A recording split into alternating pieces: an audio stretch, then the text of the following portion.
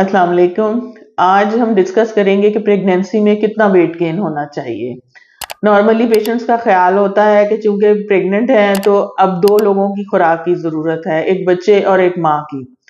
तो यूजुअली अगर पेशेंट का कैलोरी इनटेक 1500 से 2000 कैलोरीज है तो वो समझते हैं कि अब डबल लेना है, और 3-4 हज़ार कैलोरीज इनटेक है तो वो ठीक है और उसमें कोई नुकसान नहीं है, लेकिन ऐसा नहीं है। यूजुअली प्रेगनेंसी में कैलोरिक इनटेक जो है वो 30% इंक्रीज होना चाहिए। यानी अगर एक बंदा 1000 कैलोरीज ले रहा है तो उसे 300 कैलोरीज मजीद इंक्रीज करनी है, यानी जो अपनी टोटल कैलोरिक रिक्वायरमेंट है उसको 30% इंक्रीज करना है। तो वो बच्चे और माँ दोनों की ग्रोथ के लिए काफी है, और ये इंक्रीज भी हेल्दी होना चाहिए।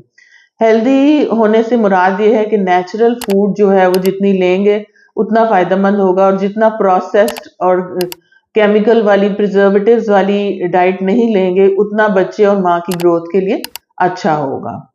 यूजुअली प्रेगनेंसी में एक एवरेज वेट गेन जो हम लेते हैं वो 12 से 14 किलो होता है। ये अगर हम इसे थोड़ा एक्सपेंड करें तो ये 9 से 15 किलो तक हो सकता है, लेकिन ये डिपेंड करता है कि प्रेगनेंसी से पहले आपका वजन कितना है। अगर आपका वजन नॉर्मल बीएमआई में है तो आप अगर 15 केजी भी गेन कर लेंगे तो ये ठीक है, खतरनाक नहीं है, आपके लिए प्रॉब्लम पैदा नहीं करेगा।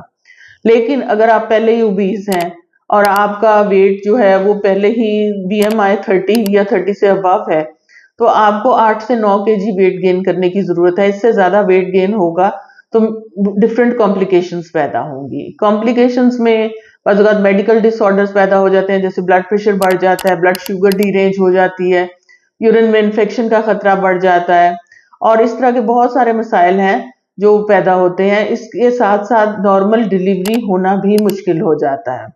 जितना बीएमआई ज्यादा होगा और बेबी का वेट ज्यादा होगा उतना नॉर्मल डिलीवरी डिफिकल्ट हो जाएगी और ऑपरेशन का रिस्क उसके लिए बढ़ जाएगा।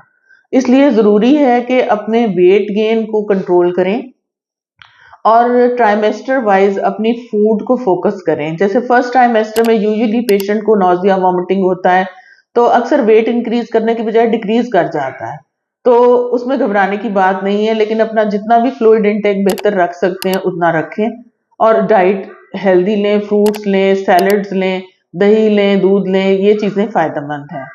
इसके बाद सेकेंड ट्राइमेस्टर में जो है ना वो यूजुअली पेशेंट्स की एपेटाइट बेहतर हो जाती है, तो उसमें गोश्त, कीमा, अंडा, इस तरह की चीजें जो हैं वो ली जा सकती हैं।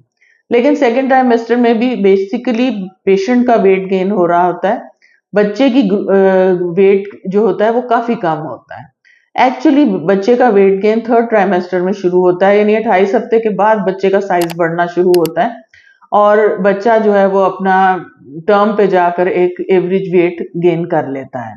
लेकिन अगर हम टोटली देखें, अगर 18 या 15 केजी वेट गेन हुआ है और उसमें बच्चे का वेट 3 या 3.5 केजी है, तो बाकी सारा वेट डिफरेंट चीजों का होता है। जैसे प्लेसेंटा का वेट है, बच्चे के गिर जो पानी है उसका वेट है, और पेशेंट में फ्लूइड रिटेंशन की वजह से वेट गेन होता है, ब्लड का वॉल्यूम बढ़ जाता है उसकी वजह से वेट गेन होता है। तो जो फैट का इंटेक है अगर हम 15 केजी में लें तो वो 3 या 3.5 केजी होता है, और उसको लूज करना प्रेगनेंसी खत्म होने डिलीवरी के बाद आसान होता है।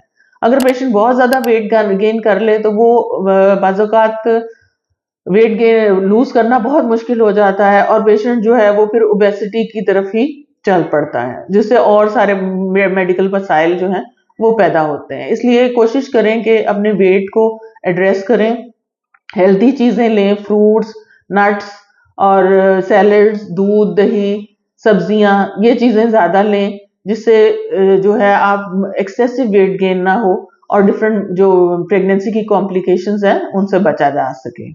Thank you.